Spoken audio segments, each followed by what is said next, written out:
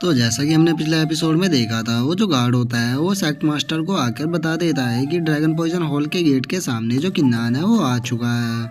जो सुन के जो सेक्ट मास्टर होती है वो उस गार्ड से बोलती है कि ठीक है, तुम उसे आने दे सकते हो क्योंकि मैं खुद भी उससे मिलना चाहती हूँ। जो सुन के वो जो गार्ड होता है वो उसे ठीक है बोल के वहाँ से चला जाता है। और उसके बाद वो लिली और यू से बोलती है कि तुम दोनों जाओ और जाके 10,000 पॉइजन हेवनली डीमन फॉर्मेशन को बनाने की तैयारी करो क्योंकि किन्नान यहाँ पर आने वाला है। और जैसे ही वो यहाँ पर आ जाएगा, मैं एक कैप को ड्रॉप करके तुम्हें इशारा दूंगी। उसके बाद तुम फॉर्मेशन को एक्टिवेट कर देना, जिसके बाद किन्नान उसके अंदर फंस जाएगा।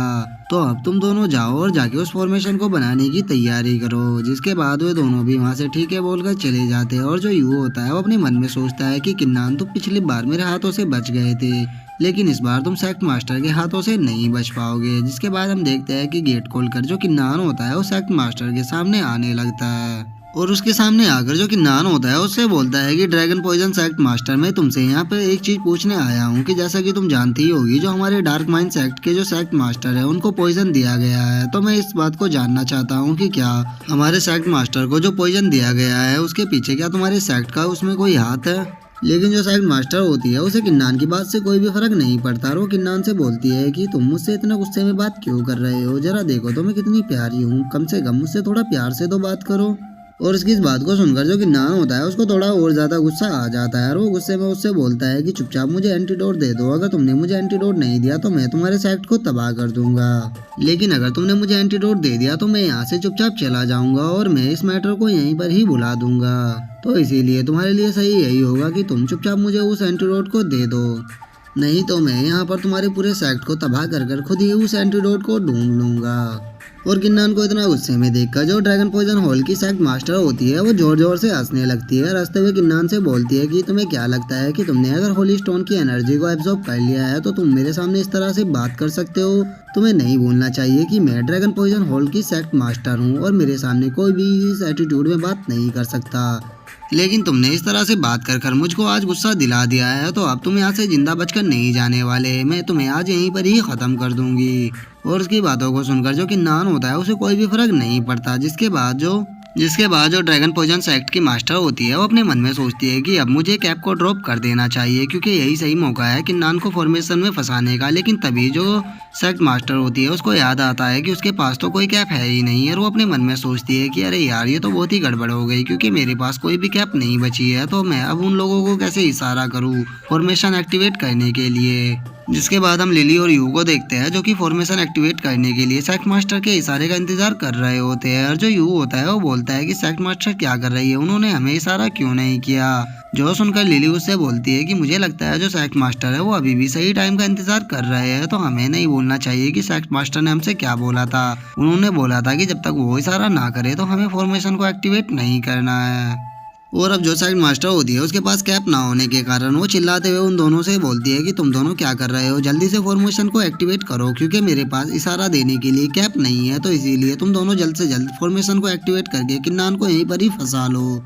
और अपने सेक्ट मास्टर का इशारा मिलते के साथ ही जो यू और लिली होते हैं वो अपनी फॉर्मेशन को एक्टिवेट करना स्टार्ट कर देते हैं। जिसके बाद हम देखते हैं कि उन दोनों ने उस फॉर्मेशन को एक्टिवेट कर दिया होता है। और हम देखते हैं जो वो फॉर्मेशन होती है वो वहाँ पर एक्टिवेट हो चुकी होती है।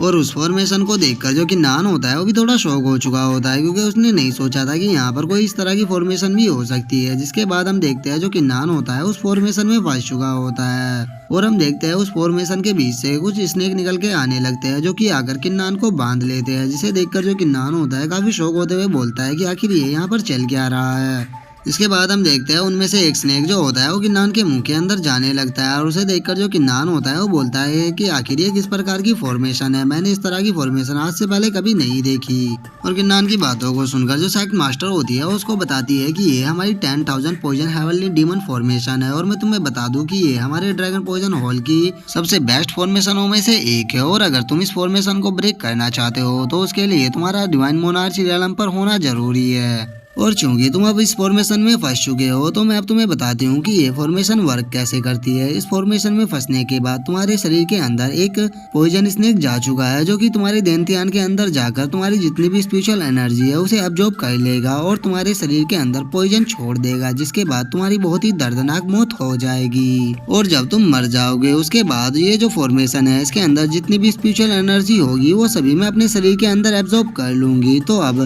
तुम्हारे अंदर जितनी भी एनर्जी है वो सारी मेरी होने वाली है। तो किन्नान, तुम्हारी स्पिरिचुअल एनर्जी देने के लिए तुम्हारा बहुत बहुत शुक्रिया। और उसकी बातों को सुनकर जो किन्नान होता है उससे बोलता है कि हाँ तुम सही कह रही हो, क्योंकि मैं इस फॉर्मेशन को ब्रेक नहीं कर पा रहा हूँ, तो मुझे लगता है कि मैं आज यहीं पर मरने वाला हूँ। और उसके बाद वो अपने मन में सोचता है कि वो स्नेक मेरे देनतियान के अंदर जा रहा है, पर वो नहीं जानता कि मेरे देनतियान के अंदर डिवाइन सन है, तो वो वहाँ पर जाकर मेरे ही काम आने वाला है, क्योंकि मैं उस स्नेक को खत्म करके उसके अंदर की जो एनर्जी है उसे एब्जॉर्ब कर लूंगा।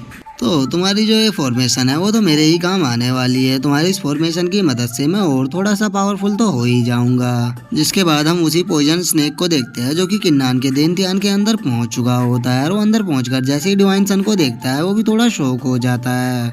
इसके बाद हम देखते हैं वो जो डिवाइन सन होता है वो उस स्नेक को रिफाइन करना शुरू कर देता है। जिसके हम थोड़ी देर बाद का सीन देखते हैं जहाँ पे डिवाइन सन ने उस स्नेक को पूरी तरह से रिफाइन कर लिया होता है।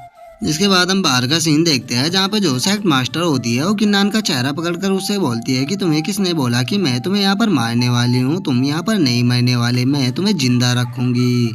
मैं तुम्हें 10,000 सरपेंट केव में रखने वाली हूँ, जहाँ पे मैंने डिवाइन क्राफ्टमैन को रखा है, क्योंकि वो भी यहाँ पर तुम्हारी तरह ही आके एरोगेंट बन रही थी। तो अब तुम दोनों वहाँ पर काफी मजे करना, क्योंकि तुम अब अपनी बाकी की लाइफ उसी के साथ वहीं पर ही रहने वाले हो।